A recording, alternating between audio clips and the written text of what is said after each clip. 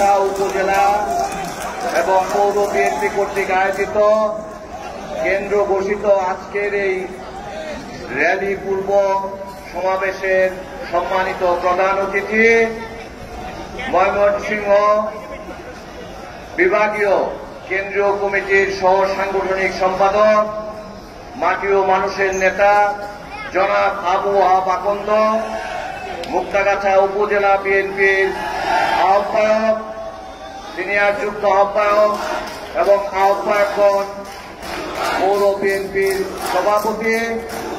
এরে ভাই স্লোগানটা থামাও, বাবলু ভাই তো শুনছি অনেক, স্লোগান থামাও একটু, বক্তব্যটা শুনো একটু।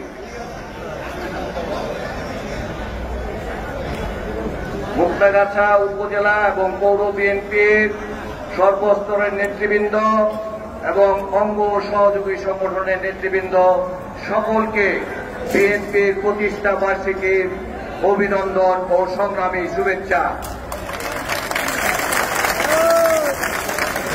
আজ থেকে ৪৭ বছর আগে শহীদ প্রেসিডেন্ট জিয়াউর রহমান বাংলাদেশের স্বাধীনতার ঘোষক আমাদের এই দলকে প্রতিষ্ঠিত করেছিলেন।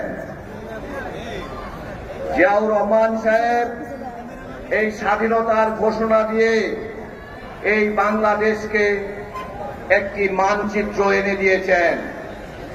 তখন যারা ক্ষমতায় ছিল তারা এই দেশ ছেড়ে পালিয়ে গিয়েছিল। শহীদ প্রেসিডেন্ট জিয়াউর রহমানের স্বাধীনতার ঘোষণা না আসলে এই বাংলাদেশের চিত্র কোথায় থাকতো সেটা আমরা জানি না।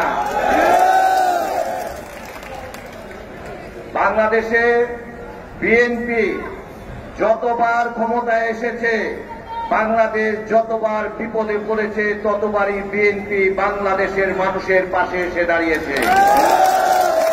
1975-এ যখন বাংলাদেশে প্রধানমন্ত্রী নিহত হয়, তখন সিপাহী জনতারা এই জিয়াউর রহমানকে এনে বাংলাদেশের প্রেসিডেন্ট বানিয়েছিল।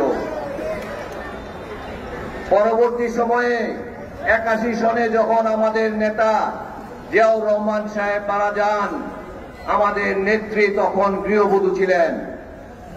উনি নেতৃত্ব দিয়ে বাংলাদেশের মানুষকে 90-এর আন্দোলনের এরশাদের কাছ থেকে মুক্ত করে বিএনপিকে ক্ষমতায় নিয়ে এসেছিল। এই আপসীর নেত্রীর কারণেই বাংলার মাটি থেকে স্বৈরাচারী এরশাদ বিদায় নিতে বাধ্য হয়েছিল।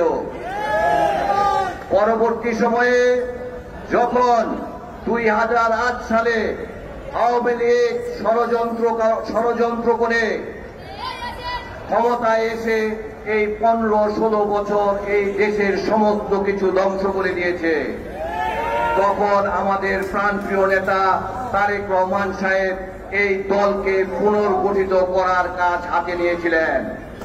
এই 17 বছরে বাংলাদেশের সর্ববৃহৎ দল হিসাবে বিএনপিকে তারেক রহমান সাহেব প্রতিষ্ঠিত করেছেন। সেই আন্দোলন সংগ্রামের ফলে এই যে আপনারা ছাত্র ভাইরা যারা আছেন, যুবক ভাইরা যারা আছেন, শ্রমিক ভাইরা আছেন, আমরা বিএনপির নেত্রীরা আছি, আমাদের মা বোনরা, আমাদের সকলের সন্তানরা রাস্তায় নেমে এই ফ্যাসিস্ট হাসিনাকে এই দেশ থেকে পালিয়ে যেতে বাধ্য করেছে। আমরা যতবার আওয়ামী লীগ এই দেশের ক্ষমতা থেকে সরে যেতে বাধ্য হয়েছে, ততবারই আওয়ামী লীগ কিন্তু এই দেশ থেকে পালিয়ে গিয়েছে। বিএনপি কখনোই বাংলাদেশের মানুষকে ছেড়ে পালিয়ে যায় নাই। আমাদের নেত্রী বারবার বলেছেন, বিদেশে আমাদের বন্ধু আছে, কোনো প্রভু নাই। এই আপসের নেত্রীকে জেলে বন্দী করে রাখা হয়েছে। উনাকে বিনা চিকিৎসায় উনাকে স্লো পয়জন দিয়ে মেরে ফেলার চেষ্টা করেছে স্বৈরাচারী শেখ হাসিনা। আল্লাহ রহমত করেছে, পারে নাই।